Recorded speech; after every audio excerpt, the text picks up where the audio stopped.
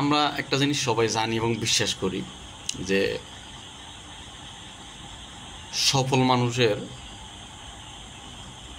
সমাজে একটা কদর বেশি।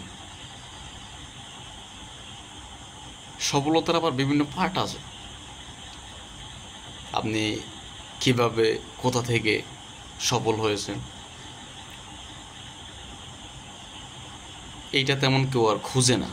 যেমন বর্তমান সময় সফলতা মানেই টাকা। আপনার কাছে টাকা আছে মানে আপনি সফল। আপনার সবাই আপনাকে আলাদাভাবে কেয়ার করবে, সমাজের অন্য মানুষগুলো আপনাকে আলাদাভাবে অনার করবে।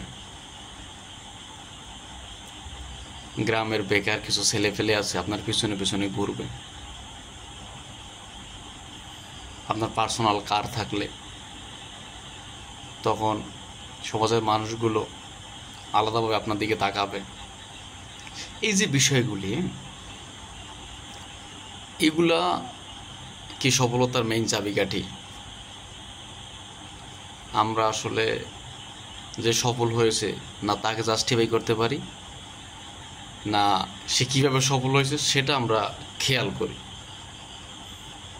এই যে আমাদের সাধারণ মানুষগুলো যারা শুধু টাকার ভিতরে সফলতা খুঁজে, দিন শেষে কি তারা আসলে সুখ শান্তি পায়? টাকার ভিতরে সফলতা খুঁজে গিয়ে সুখ শান্তি পাওয়া সম্ভব? আমার লাইফে আমি হিউজ অনেক মানুষ দেখেছি, পর্যাপ্ত পরিমাণ টাকা আছে কিন্তু শান্তি নেই। আমি বাস্তবতা, এটা আমি আমার নিজের লাইফ আমি দেখছি, আমার লাইফে অনেক মানুষকে দেখছি।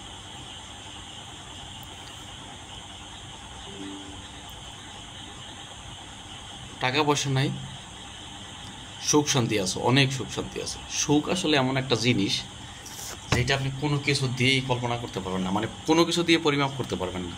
যে আমি আসলে একটু পরিমাপ করি, যদি আপনি পরিমাপ করতে যান আপনার কাছে একটা ঘুমহীন রাত এক বস্তা টাকার থেকেও বেশি।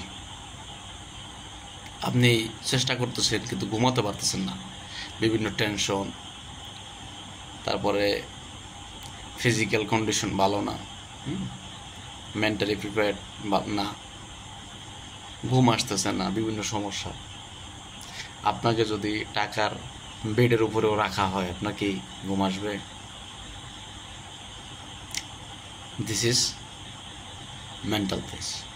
যদি আপনি মানসিক শান্তি যদি আপনার ভিতরে না থাকে, আপনি যাই থাকুক না কেন, আপনার সামনে যত কিছু থাকুক না কেন, আপনার কাছে আমেরিকার হোয়াইট হাউসও আপনাকে নিয়ে যাওয়া কেন, আপনার ঘুম আসবে না। আসলে টাকাই সব কিছু না। মানুষের চলার জন্য, মানুষের থাকার জন্য, মানুষের ব্যবহারের জন্য যতটুকু প্রয়োজন, এর বাইরে যা আছে সব কিছু অতিরিক্ত জিনিস আর কি। এই অতিরিক্ত জিনিস আসলে আপনাকে কখনো সুখ দিতে পারবে না। অতিরিক্ত জিনিস আপনাকে দিবে টেনশন। সুতরাং আমাদের উচিত সমাজের টাকাওয়ালা মানুষগুলো না দেখে গুণী ব্যক্তি, সৎ ব্যক্তি, ভদ্র ব্যক্তি, এদেরকে অনার করা, এদেরকে অনার করে যথোপযুক্ত গুরুত্ব দিন। কারণ তাদের থেকে ভবিষ্যৎ প্রজন্ম কিছু হইলেও শিখতে পারবে।